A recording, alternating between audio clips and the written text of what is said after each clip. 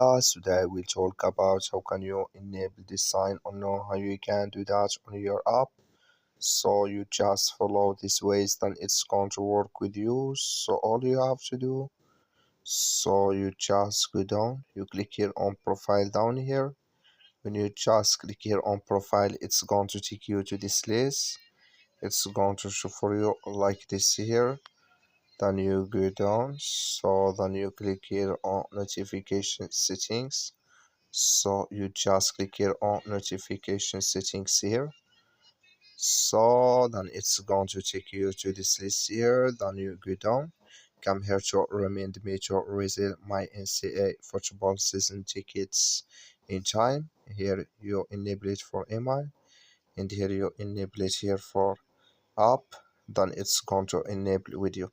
That's all you have to do. Thank you for watching. Don't forget to support us by liking, subscribe.